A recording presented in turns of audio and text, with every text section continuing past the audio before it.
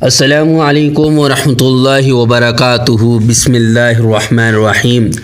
صرف 5 منٹ کا مدرسہ قرآن و حدیث کی روشنی میں 29 رجب المرجب اسلامی تاریخ سیدنا بلال رضی اللہ تعالی عنہ۔ حضرت بلال حبشی رضی اللہ تعالی عنہ ایک مشہور صحابی ہیں جو مسجد نبوی کے مؤذن رہے۔ ان کے والد کا نام رباح اور والدہ کا نام حمامہ تھا۔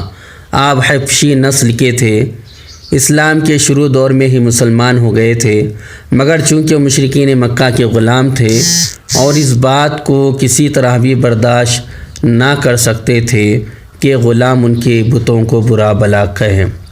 اسلام کے شروع دور میں ہی مسلمان ہو گئے تھے، مگر چونکہ وہ مشرکین مکہ کے غلام تھے، وہ اس بات کو کسی طرح بھی برداشت نہ کر سکتے تھے کہ غلام ان کے بتوں کو برا کہیں۔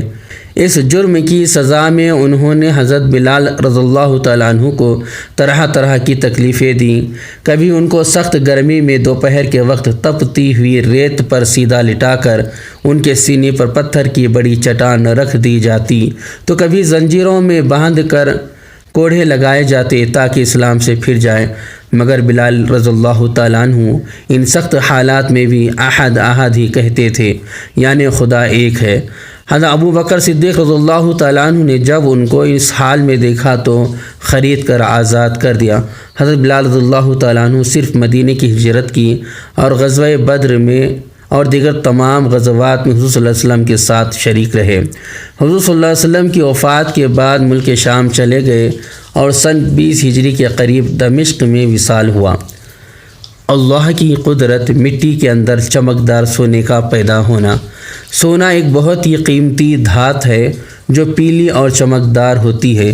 اللہ تعالیٰ نے اس دھات کی محبت اور چاہت انسانوں کے دلوں میں رکھ دی ہے۔ اسے اللہ تعالیٰ نے ایسا بنایا ہے کہ اس میں کبھی زنگ نہیں لگتا۔ ذرا غور کیجئے کہ اسی زمین سے جس سے کالا کالا کوئلہ نکلتا ہے، چمکدار سونا کو نکالتا ہے۔ یقیناً اللہ تعالیٰ ہی کی ذات ہے جو اپنی قدرت سے چمکدار سونا نکالتا ہے۔ ایک فرض کے بارے میں اللہ کے نزدیک پسندیدہ عمل۔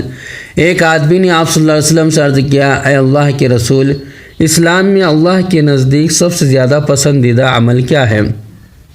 آپ صلی اللہ علیہ وسلم نے فرمایا، نماز کو اس کے وقت پر ادا کرنا، اور جو شخص نماز کو جان بوجھ کر چھوڑ دے اس کا کوئی دین نہیں، اور نماز دین کا ستون ہے۔ ایک سنت کے بارے میں عیادت کرنے کا سنت طریقہ۔ رسول اللہ صلی اللہ علیہ وسلم نے فرمایا، مریض کی مکمل عیادت یہ ہے کہ اپنا ہاتھ اس کی پیشانی یا اس کے ہاتھ پر رکھے اور پوچھے کہ طبیعت کیسی ہے۔ ایک اہم عمل کی فضیلت، قرض دار کے ساتھ نرمی کرنا۔ رسول اللہ صلی اللہ علیہ وسلم نے فرمایا، جو شخص قرض دار کو مہلت دے، یعنی قرض وصول کرنے میں نرمی کرے یا قرض معاف کر دے، تو اللہ تعالیٰ اس کو قیامت کے دن اپنے عرش کے سائے میں جگہ دے گا، جب کہ اس کے سوا کوئی سایہ نہ ہوگا۔ ایک گناہ کے بارے میں مسلمان کی بے عزتی کی سزا۔ رسول اللہ صلی اللہ علیہ وسلم نے فرمایا، جس نے کسی مسلمان کی غیبت کی اور اس غیبت کے بدلے میں ایک لقمہ بھی کھایا تو قیامت کے دن اللہ تعالیٰ اس کو ایک لقمہ جہنم سے کھلائیں گے، اور جس نے کسی مسلمان کی بے عزتی کی اور اس کے بدلے میں اس کو کپڑا پہننے کو ملا تو قیامت کے دن اللہ تعالیٰ اس کو اسی قدر جہنم سے پہنائیں گے۔ دنیا کے بارے میں مالداری اور فقیری دل میں۔ رسول اللہ صلی اللہ علیہ وسلم نے فرمایا، اے ابو ذر، تم مال کی زیادتی کو مالداری سمجھتے ہو؟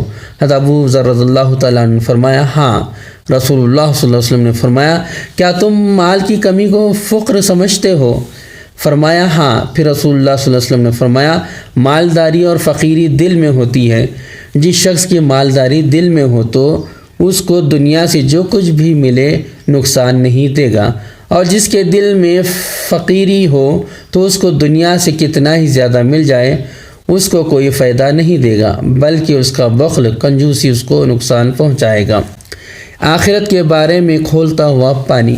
قرآن میں اللہ تعالیٰ فرماتا ہے، پس ان دو زخیوں کو کھولتا ہوا پانی پینا ہوگا۔ فائدہ، حضرت ضحاک رضی اللہ تعالیٰ عنہ فرماتے ہیں کہ یہ کھولتا ہوا پانی جو جہنمیوں کو پلایا جائے گا اس وقت سے جوش مار رہا ہے جب سے اللہ تعالیٰ نے آسمانوں اور زمین کو پیدا کیا ہے، اور یہ پانی اس وقت تک جوش مارتا رہے گا جب تک کہ دوزخیوں کو پلایا نہ جائے اور ان کے سروں پر ڈالا نہ جائے۔ طب نبوی سے علاج خربوز کے فوائد۔ رسول اللہ صلی اللہ علیہ وسلم نے فرمایا، کھانے سے پہلے خربوزہ کا استعمال پیٹ کو بالکل صاف کر دیتا ہے اور بیماری کو جڑ سے ختم کر دیتا ہے۔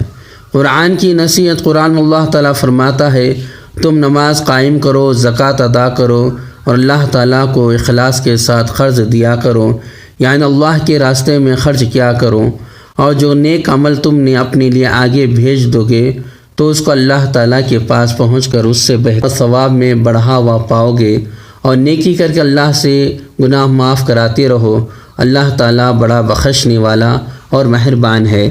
اللہ تبارک تعالیٰ سے دعا ہے کہ اللہ تبارک تعالیٰ ہمیں ان باتوں عمل کرنے والا بنائے، ان باتوں کو یاد رکھنے والا بنائے۔ اگر مجھ سے کہنے میں کچھ خطا غلطی ہو گئی ہو تو کمنٹس کے ذریعے میری اصلاح فرما دے۔ السلام علیکم ورحمۃ اللہ وبرکاتہ۔